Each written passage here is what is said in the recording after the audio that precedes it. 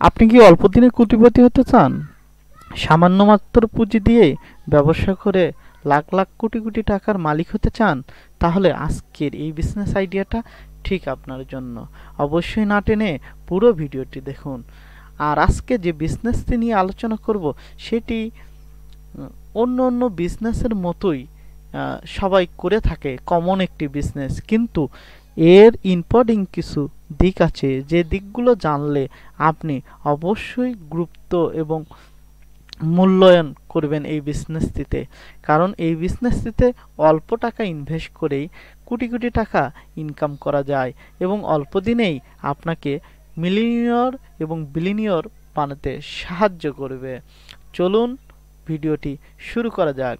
তার আগে যারা আমাদের এই চ্যানেলটি এখনও সাবস্ক্রাইব করেন নাই, অবশ্যই সাবস্ক্রাইব করুন, কারণ নিত্য নতুন প্রতিদিন বিভিন্ন বিজনেস বিষয়ে ভিডিও আমাদের এই চ্যানেলটিতে আপলোড হয়ে থাকে। আজকের বিজনেস আইডিয়াটি হচ্ছে মশলার বিজনেস আইডিয়া। আপনি যদি একজন নতুন উদ্যোক্তা হতে চান তাহলে মশলার বিজনেস করতে পারেন। মশলা একটি লাভজনক বিজনেস, যেখানে নিত্য প্রয়োজনীয় আমাদের দৈনিক জীবনেই মশলার ব্যবহার হয়ে থাকে। রাস্তার পাশে ফুটপাত থেকে শুরু করে মুদি মনোহারি, বিভিন্ন হোটেল মোটেল থেকে শুরু করে বিয়ের অনুষ্ঠান, আকিকা অনুষ্ঠান, জন্মদিনের অনুষ্ঠান, ইউনিভার্সিটি অনুষ্ঠান থেকে শুরু করে যত ধরনের অনুষ্ঠান হয় না কেন, সেখানে মশলার চাহিদা ব্যাপক। তাই এই বিজনেসটি করলে আপনাকে কাস্টমার খুঁজতে হবে না। কাস্টমার আপনার বাসায়, আপনার দোকানে এসে মশলা নিয়ে যাবে। এই বিজনেসটি করতে গেলে প্রথমে আপনাদেরকে বিজনেসের সম্পর্কে ধারণা নিতে হবে। আমরা কয়ভাবে এই বিজনেসটি করতে পারি? আমরা সাধারণত তিনভাবে এই বিজনেসটি করতে পারি। মশলার বিজনেস প্রথমে আপনি করতে পারেন হোলসেল ভাবে, যেখানে আপনি আমদানি করে কিংবা পাইকারি ক্রয় করে এনে বিক্রি করতে পারবেন, হোলসেল বিক্রি করতে পারবেন। অর্থাৎ আপনি চায়না, ভারত, নেপাল, কাশ্মীর বিভিন্ন জায়গা থেকে মশলা এনে সেইটি বাংলাদেশের বাজারে বিক্রি করতে পারবেন। এরপরে আপনি যদি এরকম টাকা বা সম্পদ না থাকে তাহলে অবশ্যই রিটেলার বিক্রি করুন। রিটেলার বিক্রি বলতে হোলসেল যারা বিক্রি করে তাদের কাছ থেকে কিনে এনে আপনি খুচরা বিক্রি করতে পারবেন। খুচরা বিভিন্ন প্যাকেটজাত করে সুপার শপ কিংবা রেস্তোরাঁ, হোটেলগুলোতে আপনি সেইটি সেল করতে পারেন, কিংবা ছোট ছোট মনোহারি মুদি দোকানেও সেল করতে পারেন। এই জন্য আপনাকে যে কাজটি করতে হবে, একটি ব্র্যান্ড এবং প্যাকেট সংগ্রহ করে এই বিজনেসটি প্যাকেটিং বিজনেস করতে পারেন। এবার চলে যাই অনলাইন মার্কেট প্লেস।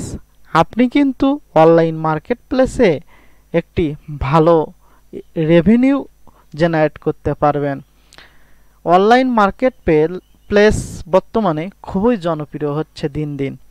এখানে মশলার বিজনেসটাও বেশি করা সম্ভব, কারণ অনলাইন প্ল্যাটফর্মে শৌখিন জাতীয় মানুষেরাই বেশি প্রচলন রয়েছে। তো যারা তথ্য প্রযুক্তি সম্পর্কে ভালো ধারণা রয়েছে তারা কিন্তু মশলা আপনার কাছ থেকে কিনবেই। মার্কেট প্লেসে নামার প্রথম ধাপে আপনাকে কি কি করতে হবে? ব্যবসার নামার প্রথম ধাপে আপনাকে বাজার গবেষণা করতে হবে। চাহিদা, প্রতিযোগিতা, টার্গেট গ্রাহক চিহ্নিত করতে হবে। অর্থাৎ যে বাজারে আপনি মার্কেটিং করবেন সেই বাজারে কি পরিমাণ চাহিদা রয়েছে এবং আপনার প্রতিযোগী কতজন রয়েছে, কি কি কোম্পানির প্রতিযোগী রয়েছে। টার্গেট গ্রাহক হচ্ছে আপনারা যে গ্রাহকগুলোকে টার্গেট করবেন তারা আপনার কাছ থেকে পণ্য নিতে আগ্রহী কিনা সেইটি আগে তাদের সঙ্গে আলোচনা করতে হবে। এরপরে ২ নম্বর স্টেপে সাপ্লাই, চেইন সাপ্লাই অর্থাৎ বিশ্বাস্য সরবরাহকৃত যেমন বিভিন্ন ধরনের সাপ্লাইরা আর রয়েছে, বিভিন্ন কোম্পানির সেলার রয়েছে, তাদের সঙ্গে কন্ট্যাক্ট করেও আপনার এই তথ্যগুলো জানতে পারেন। এরপরে আপনাকে যা করতে হবে, গুণগত মান নিশ্চিত করতে হবে।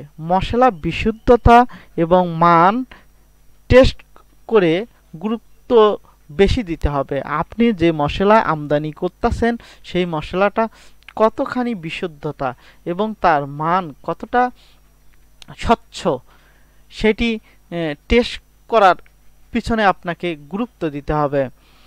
এরপরে যে লাইসেন্স নিতে হবে, লাইসেন্স বা অনুমোদন, এই লাইসেন্স বা অনুমোদন আপনি যদি ভারত থেকে নেন তাহলে আপনাকে নিতে হবে FSAI লাইসেন্স, আর বাংলাদেশের জন্য নিতে হবে BSTI লাইসেন্স, অর্থাৎ Bangladesh testing standard testing institute থেকে লাইসেন্স নিতে হবে। প্যাকেজিংয়ের ক্ষেত্রে প্যাকেজিং অত্যন্ত আকর্ষণীয় করতে হবে এবং বায়ুনিরোধক, যাতে প্যাকেট করার পর ওই প্যাকেটের মধ্যে কখনো অক্সিজেন অর্থাৎ বাতাস প্রবেশ করতে না পারে।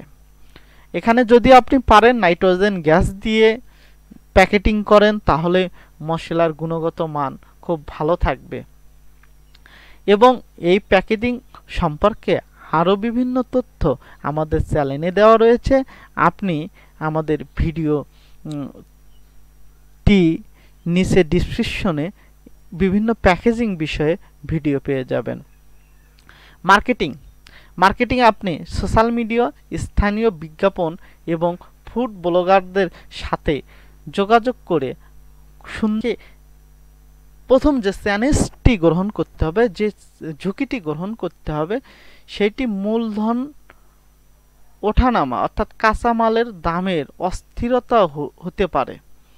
সেক্ষেত্রে আপনাকে মূলধন রাখতে হবে যাতে আপনার দাম বাড়লে কিংবা কমলে আপনার প্রোডাক্ট কাস্টমারের কাছে পৌঁছাতে গেলে কখনোই মূলধনের ঘাটতি যাতে না হয় সেই দিকে আপনাকে লক্ষ্য রাখতে হবে। গুণগত মান বজায় রাখতে হবে। ভেজাল বা নিম্নমানের পণ্য থেকে সবসময় সতর্ক থাকতে হবে। প্রতিযোগিতা, স্থানীয় বাজারের থেকে গ্লোবাল ব্র্যান্ড পর্যন্ত প্রতিযোগিতা ব্যাপক পরিমাণ রয়েছে, অতএব আপনাকে সেই বিষয়টি মাথায় রাখতে হবে।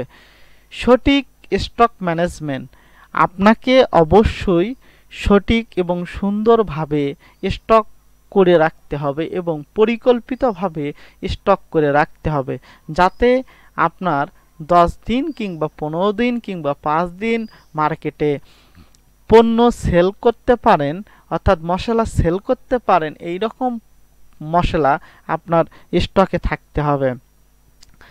এমনও সময় হবে যে আপনার কাছ থেকে মশলা চাচ্ছে কাস্টমার কিন্তু আপনি দিতে পারছেন না, এরকম করা যাবে না, তাহলে কাস্টমার আপনার প্রতি খারাপ মনোভাব তৈরি হবে। গুণগত মান সর্বোচ্চ দিতে হবে, কারণ গুণগত মানের বিকল্প হয় না। কোয়ালিটি যদি আপনি ঠিক রাখতে পারেন, রিটার্ন আপনাকে কাস্টমার আসবেই। ব্র্যান্ড সম্পর্কে আপনাকে অবশ্যই সচেতন হতে হবে, কারণ ব্র্যান্ডিংয়ের যেটি উপরে আপনার কোম্পানি বা প্রতিষ্ঠান নির্ভর করবে, সেহেতু আপনাকে লাভ করতে হবে সেটি কাস্টমার, বাজার এবং চাহিদার উপর বিশেষ বিবেচনা করে। প্রথমেই যদি আপনি শুরুতেই লাভ করতে চান তাহলে কিন্তু বিজনেসে অগ্রসর হতে পারবেন না। আপনাকে অবশ্যই সময় দিতে হবে। একটি বিজনেস শুরুতেই লাভের মুখ দেখে না, অতএব আপনাকে মাথা ঠান্ডা করে বাজারের চাহিদা এবং প্রতিযোগীদের সঙ্গে আলোচনার মাধ্যমে আপনাকে নির্ধারণ করতে হবে যে এই বিজনেসটি কিভাবে করলে আমি গ্রোথ হব, এবং ধাপে ধাপে আপনি সব